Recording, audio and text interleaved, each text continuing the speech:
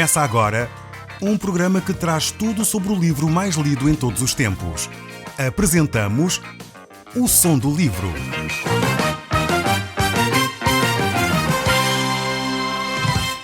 Seja muito bem-vindo. Neste podcast vai encontrar o livro mais conhecido e lido em todo o mundo. Vamos levá-lo numa viagem pela história da humanidade. Este é um audiolivro para si, para a sua família e sociedade em geral. Contextualização e comentários de Paulo Chaveiro. Eu sou Paulo Chaveiro e nós hoje estamos a olhar para o livro de Ezequiel e vamos ver aqui a última grande secção deste livro. Estamos a caminhar para o fim, para a conclusão deste estudo aqui do livro de Ezequiel. Nós, quando terminarmos este estudo destes programas, e teremos ainda mais um programa sobre Ezequiel, iremos então voltar ao Novo Testamento, ao livro de Tito, à carta que o apóstolo Paulo escreve a Tito. Mas aqui ainda estamos nesta última secção, que vai do capítulo 40 até o 48, a ver aqui as últimas recomendações de Deus para a nação de Israel.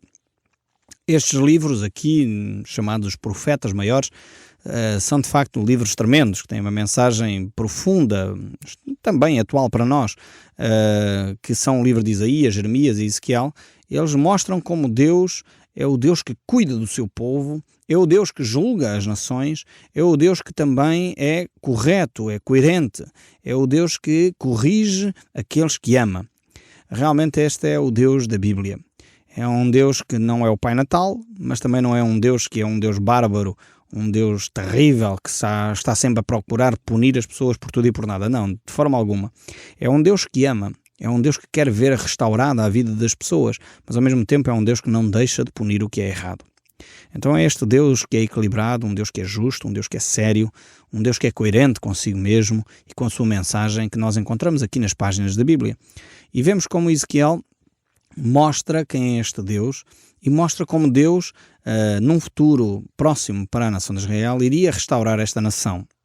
A nação tinha sido levada cativa, portanto iria estar, como Deus revelou a Jeremias, 70 anos no cativeiro, e após 70 anos de cativeiro eles regressariam à nação de Israel. E foi com Neemias que eles regressaram à nação de Israel, e nós já vimos isso. Voltaram à nação de Israel e ali puderam então reconstruir a cidade, começar outra vez do zero. E isto porque o povo se afastou de Deus, o povo deixou de lado aquilo que era a vontade de Deus e por isso Deus teve que corrigir, assim como nós pais corrigimos os nossos filhos, porque os amamos. Deus fez o mesmo com a nação de Israel e de Judá. Então vimos aqui também no capítulo 36, no capítulo 37, 38 e 39, a preocupação de Deus em restaurar a nação de Israel, dar-lhe uma esperança, mostrar que haverá a possibilidade de restauração.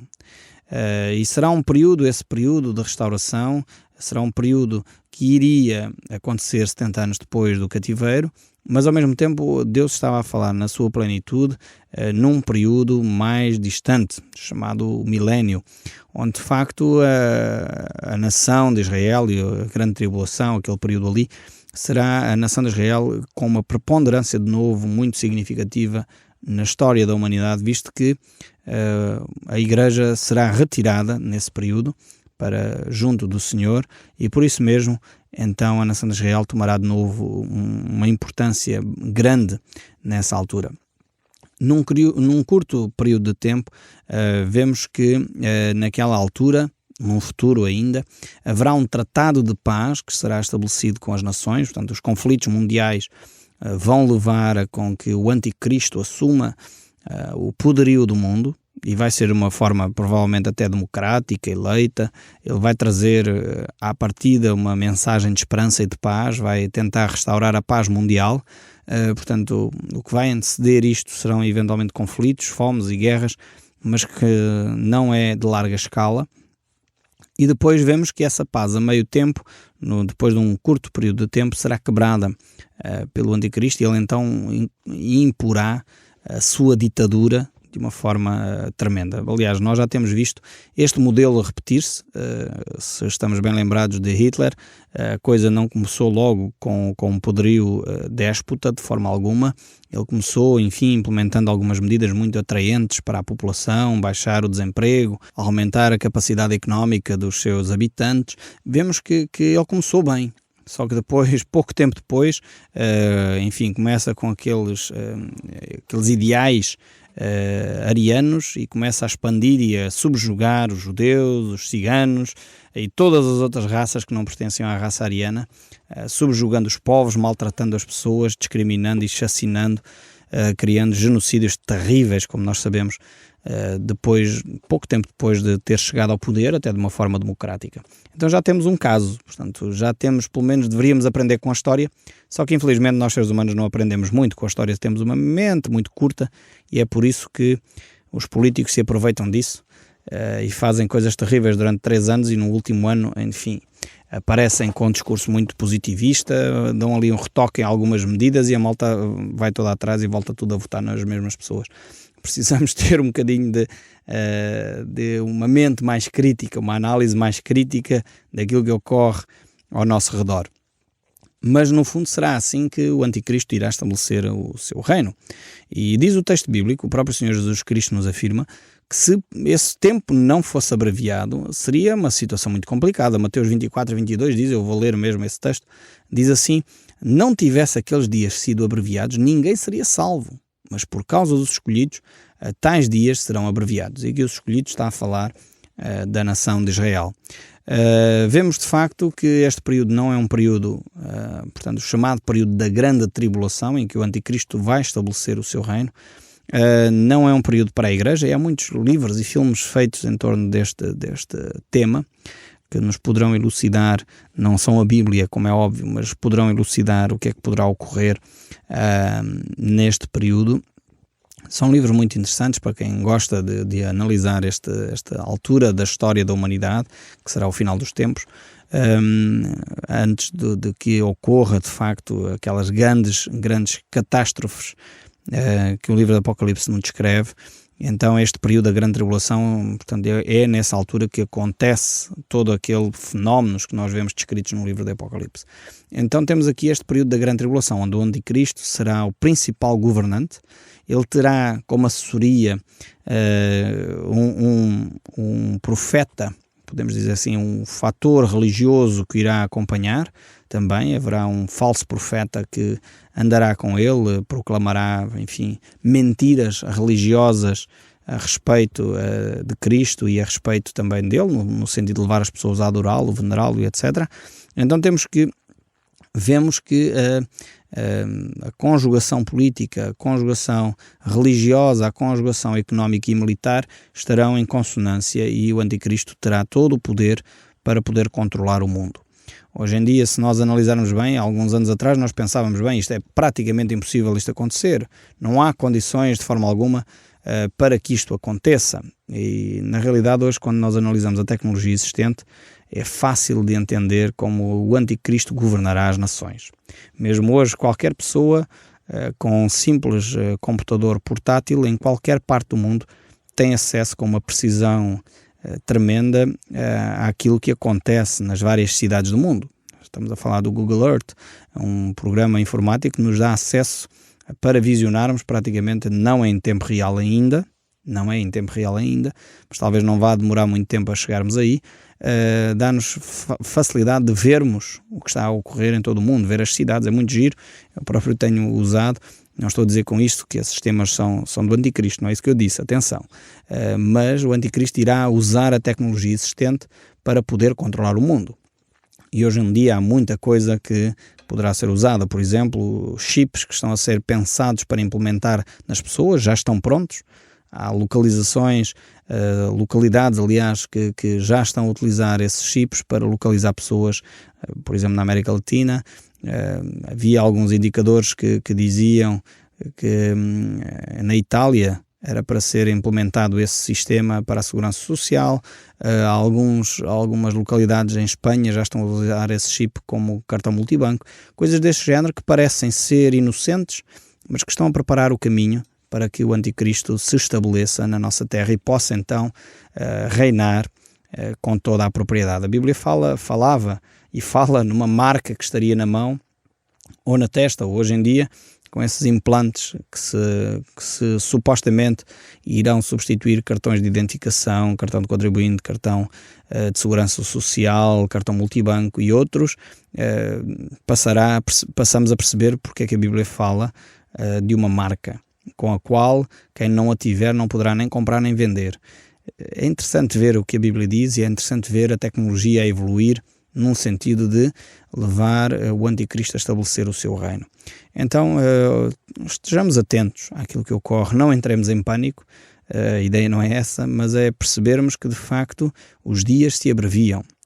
O livro do Apocalipse nos ensina, nos mostra claramente muitas coisas acerca deste período de tempo. Algumas pessoas talvez não entendem muito bem o livro do Apocalipse, porque fala sobre muitas imagens, tem muitas imagens, muitas figuras, que depois precisam ser desdobradas e interpretadas para nós compreendermos, que têm que ser cruzadas com o livro de Ezequiel, com o livro de Daniel, para nós as entendermos também, mas que de facto nos mostram como as coisas estão a caminhar cada vez mais para aí. Mas aqui o nosso livro, hoje, o capítulo 40, do livro de Ezequiel, aponta-nos para mais uma vez uma realidade distinta. Aqui do capítulo 40 ao capítulo 42 nós vamos ver a descrição de um templo, o templo que vai existir no milénio. Depois vemos do 43 ao 46, do capítulo 43 ao 46 de Ezequiel, o louvor que vai ocorrer naquele templo, o serviço que vai ser prestado a Deus naquela altura. E depois o capítulo 47 e 48, a conclusão deste livro, vemos uma visão em relação à terra de Israel, como vai ser naquele período, aquele milénio onde Cristo vai estabelecer o seu reino, depois deste período de tribulação, grande tribulação, Cristo estabelecerá o seu reino aqui na terra, a tal profecia que os discípulos estavam a aguardar. Aliás, eles perguntaram a Jesus, quando é que vai estabelecer o teu reino? Eles pensavam que seria imediato, e Jesus irá de facto estabelecer o seu reino aqui na terra. Aqui estes capítulos, estes dois últimos capítulos, falam acerca desse período em que Cristo estabelecerá o seu reino aqui na Terra. Agora é óbvio que estes textos aqui nos apontam para uma realidade futura, para esse milénio, essa altura, e os próprios profetas, os profetas Isaías, Jeremias e Ezequiel, eles nos dão grandes princípios sobre o que vai acontecer de facto aí. E o próprio profeta Daniel, um grande sábio, ele confirma estes princípios que têm aplicação quer para a nação de Israel, quer para as nações implicadas ali à volta, quer para nós, cristãos, de uma forma geral. E aqui, quando falo em cristãos, falo daqueles que têm uma relação pessoal com Cristo, que aceitaram de uma forma consciente a Jesus Cristo como seu único Senhor e Salvador, e só a Ele prestam honra, só a Ele prestam homenagem e creem na sua palavra e vivem o Evangelho de Jesus Cristo de uma forma prática e concreta no seu dia-a-dia. Portanto, quando eu me refiro a cristãos, estou a falar destes e não daqueles que se intitulam cristãos, mas na realidade não vivem a fé cristã. Então, estamos aqui neste capítulo que nos traz esta análise para nós percebermos a glória de Deus. O ênfase aqui é de facto a glória de Deus. O ênfase que Deus dá à sua glória e ao ser restaurada a glória e a honra àquilo que merece toda a honra e glória é o grande ênfase. E vemos aqui que esta cidade de Jerusalém e o templo em Jerusalém será reconstruído. Aqui não está a falar de uma reconstrução habitual hoje em dia sobre aquilo que está a acontecer em Israel, mas uma reconstrução essencialmente de ordem espiritual por um lado, mas ao mesmo tempo uma reconstrução efetiva quase de origem. Portanto, é uma totalidade de coisas novas. E Deus realmente quer trazer estas realidades à vida de cada um de nós. Esta natureza de Deus, Ele quer transportar para o nosso dia-a-dia. Porque Deus é um Deus que ama. Deus é um Deus que tem um coração que fica quebrado quando nós estamos mal, quando nós desobedecemos à sua palavra, quando nós vivemos fora da sua vontade. Deus fica triste, Deus lamenta-se. No fundo é como um pai que ama os seus filhos e depois de termos dado toda a instrução aos nossos filhos, alertamos por causa das drogas, alertamos para eles não terem ou para terem cuidado com os amigos que fazem, para ver as opções que fazem. Depois de nós termos dado toda a instrução que sabemos e que podemos e o melhor que damos, e depois vemos os nossos filhos fazerem opções de vida que sabemos que aquilo vai dar mal, nós como pais muitas vezes derramamos lágrimas pelos nossos filhos, choramos, condoemos-nos por dentro, e depois de avisar já não podemos fazer muito mais, quer dizer, não podemos, quando eles são crianças é fácil, podemos obrigar, mas quando eles são jovens ou adultos, nós pais já não podemos fazer muito mais além de ter dado os conselhos, e torna-se difícil para nós, e os pais que me estão a ouvir sabem daquilo que eu estou a falar. Realmente Deus é um Deus assim, é um Deus que se condói quando cada um de nós toma opções erradas. Quando Deus diz para nós não adulterarmos e nós adulteramos, e depois começamos a ceifar, a colher o fruto desse erro que nós cometemos, nós começamos a perceber as implicações que isso trouxe para nós próprios, para a nossa esposa, para os nossos filhos, para eventualmente a outra senhora ou o outro homem e para a família eventual que essa pessoa tem. Quando nós começamos a perceber as implicações de tudo isso, nós começamos a ver afinal, olha, Deus tinha razão, eu não deveria mesmo ter feito isto. Quando Deus nos diz para nós não roubarmos, e nós roubamos e por isso a outra pessoa fica prejudicada, e por isso mesmo depois nós sofremos na pele talvez a pena ter que ir parar à prisão, uma coisa do género, nós começamos a perceber que afinal Deus tinha razão. E Deus fica com o coração, se é que posso usar esta imagem, porque Deus é Espírito, mas Deus fica com o coração condoído quando o seu povo deixa de fazer aquilo que Ele tem proposto. Deus tem caminhos de paz para nós. Deus tem caminhos de vida para nós. Deus tem caminhos de bênção para a sua vida. E Ele quer que você trilhe esses caminhos. E não caminhos de erro, nem caminhos que vão levá-lo à destruição, de maneira nenhuma. E é por isso que Deus coloca as placas enormes de aviso, cuidado. E por isso mesmo Deus ama o seu povo de Israel naquela altura, e ama o seu povo agora, continua a amar da mesma forma, com coração intenso, com lágrimas, com sofrimento, quando vê que nos desviamos dos seus caminhos. E por isso mesmo os textos que nós já lemos no capítulo 38, capítulo 39, nos mostram como Deus vai cuidar deste povo. Deus quer que o seu povo seja um povo santo, quer que o seu povo viva de acordo com os seus padrões. E por isso ele diz, por exemplo, no verso 7 do capítulo 39, e as nações saberão que eu sou o Senhor, o Santo de Israel. Toda a ação de Deus visa isto, visa levar as pessoas a compreender quem Deus é. E Deus mostra, quando Ele mostra o pecado, é porque realmente Ele quer que nós reconheçamos quem Ele é e abandonemos e aceitemos os pressupostos que Ele tem para nós. Por isso que Romanos capítulo 2, verso 13, ele diz: tu, ó homem, que condenas os que praticam tais coisas e fazes as mesmas, pensas que te livrarás do juízo de Deus? E em Hebreus 2, 3 também diz: como escaparemos nós se negligenciarmos tão grande salvação, a qual, tendo sido anunciada inicialmente pelo Senhor, foi-nos também confirmada pelos que a ouviram? Vemos que este tem sido a ação de Deus. Deus, por um lado, avisa-nos que há consequências para os nossos erros, Ele próprio irá julgar as nossas ações, mas ao mesmo tempo Ele quer, em primeiro lugar, nos salvar, quer nos libertar, quer trazer paz à nossa vida. Mas não podemos negligenciar as ofertas que Ele nos faz. Não podemos negligenciar a salvação que Ele nos oferece. No fundo, é quase como aquela história daquele homem que estava no meio de uma tempestade, não é? Ele estava em casa e então ele pede a Deus: Deus, salva-me. E vem um barco, entretanto, porque começou a subir as águas, e ele então recebeu a confirmação que Deus iria salvá-lo, e ele veio o barco e disse: não, eu não vou agora porque Deus disse-me que eu iria ser salvo. Mas o Senhor, estamos aqui para o salvar, venha embora. Não, Deus prometeu que me iria salvar. As águas continuaram a subir porque a chuva era intensa e o homem teve que subir para o primeiro andar. Entretanto veio mais um barco, disse: mas o senhor tem que sair daqui, que já não há condições de nós voltarmos aqui de barco porque as águas estão a subir muito. Não, Deus prometeu que me iria salvar, eu vou ficar ainda. Deus há de me salvar. Entretanto as águas sobem, ele tem que fugir para o telhado, vem um helicóptero para salvar o homem, disse: o senhor tem que sair daqui, já não há mais condições, nós não podemos voltar mais. E o homem disse: não, Deus vai me salvar, esteja descansado. E as águas continuam a subir e o homem, enfim, não foi no helicóptero e morreu, não é? E quando chegou ao céu, então, Senhor, eu pedi salvação, tu disseste que me salvavas e eu acabei por morrer afogado. E Deus diz: então, mas eu enviei 3 alternativas para te salvar, e porque é que não aproveitaste nenhuma delas que eu te ofereci? E às vezes nós temos esta atitude deste homem. Claro, isto é uma história inventada, mas eu creio que ilustra bem a atitude que muitas vezes nós temos para com aquilo que Deus nos oferece. Deus dá-nos oportunidades imensas. Ele coloca você a ouvir o programa Som do Livro, coloca igrejas à porta da sua casa, coloca pessoas que podem lhe falar da Bíblia, coloca-lhes Bíblias na mão. E vocês dizem, não, mas eu preciso da salvação de Deus, Deus tem que me dar a salvação. Mas você já tem aí a salvação.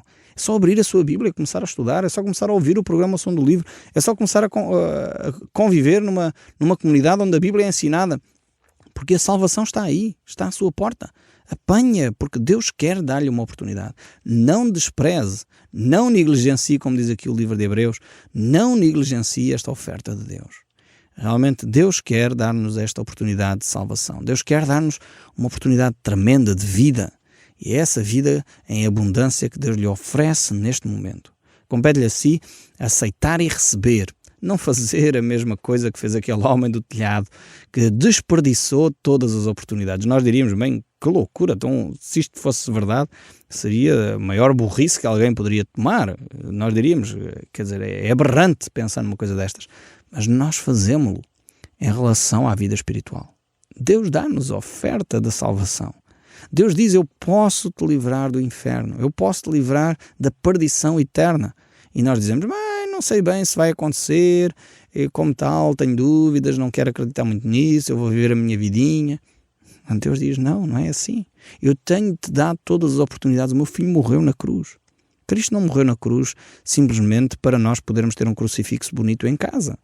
Cristo morreu na cruz para nos libertar dos nossos pecados. E quando nós desvalorizamos esta oferta que Deus nos fez, a ressurreição de Cristo como prova de grande poder de Deus sobre a morte e sobre o pecado, e nós desprezamos essa oferta de Deus, não desrespeito para com as coisas de Deus. O Som do Livro, uma produção da Rádio Transmundial de Portugal.